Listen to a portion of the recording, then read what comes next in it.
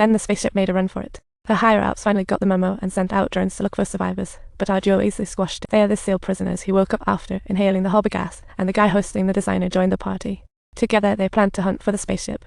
They planned to unleash the hobby gas again to rescue even more brothers. Meanwhile, back home, Dad in black armor had a heart-to-heart with his daughter Lai-Yan.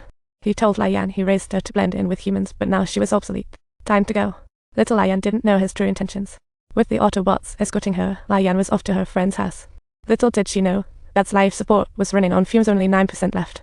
He had no chance against 3 prisoners. As twilight fell, the prisoners arrived. Lai-Yan learned the truth from Autobots. Quick-witted, she devised a plan, and the Autobots swiftly U-turned to back up Dad in black armor as prisoners burst out from the humans. The soap opera commenced, led by alien designers, with orange hobby gas re-entering the spaceship. As the designer tossed the powerless armor, his daughter saved it. She suggested trapping prisoners in time. What a genius idea. So, they fled in a car under the tech sphere's cover. Alien prisoners chased them, while the designer flew in like a cartoon pig. What a joke. While fleeing, the other 2 prisoners whipped out their tentacles and snagged the car. Inside, Dad had shattered the time gate with his holy sword, just needed to get back and remember this Earth time, 1381 AD, when strange things happened. 2 towers by a triangular fan, the county magistrate and his son witnessed it. The car kept moving, trees knocking prisoners off their tentacles. The car thrillingly flew off the cliff and landed on the riverbank. The designers hosted up again, but the tech sphere was too damaged to teleport back. Dad in black armor faced enemies alone, too weak. His daughter watched anxiously as he collapsed. The tech sphere predicted odds soaring. Gunfire erupted Lai-Yan's fab shot from behind. She was the MVP. But the furious designer's tentacle got blocked by the shut car door. The car plunged into the river, and Lai-Yan dashed to chase the holy sword. The tech sphere's parting words echoed. The designer needed to find a new host to survive now. But he couldn't escape again, stuck in his new host brain. The next day, the county magistrate's son found Lai-Yan by the river. He shook her awake. She called for her dad, frantically searching for the sword. The magistrate's son dove in to search. Sure enough, her backpack appeared in the water, filled with modern weaponry, just something she had casually packed while on Earth. Just as the little boy readied to swim back, he heard a noise behind him, a coffin. Nails rattled, boards splintered, and a man emerged. They locked eyes, this bizarre scene playing out in the water, and the little boy had no clue that was his future self. After struggling ashore, he handed the backpack to Lai-Yan. The kids lit a fire, but didn't chat deeply. A sound came from the depths of the bamboo grove. The boy wanted to check it out, but Lai-Yan shouted, "Wait." But he was brave, so he charged into the bamboo. Out popped the designer. Looks like the boy became the new host. Fast forward 10 years, and the boy had turned into a renowned wandering monk.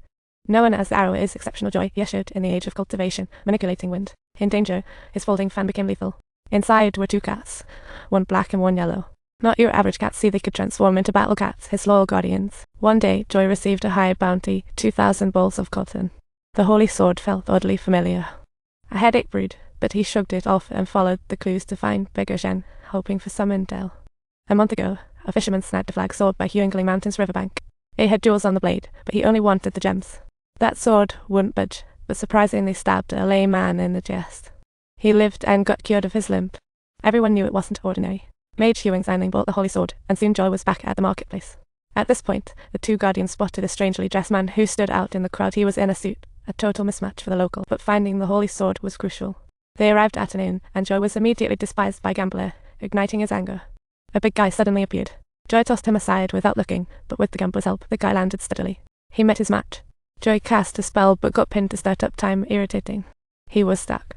Once the opponent turned away, the left-right guardians came forward to lend a hand, only to find out that this so-called Gambler was Joy's target, Huangling. They entered Huangling's room hoping to get the scoop on the holy sword from the suited man, but surprise, he was not here for a gossip session.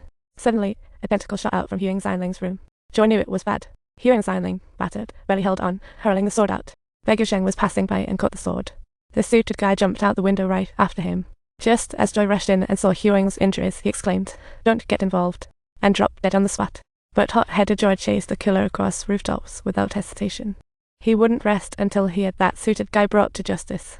While pursuing the bigger suit guy unleashed his tentacles once more. Then, poof. Suit guy leaped in front of Beggar Zheng, catching him completely off guard and sending him flying. Joy rushed to Beggar Zheng for the sword, but Suit guy's tentacles struck again. Joy was knocked around, yet popped back up like an indestructible insect.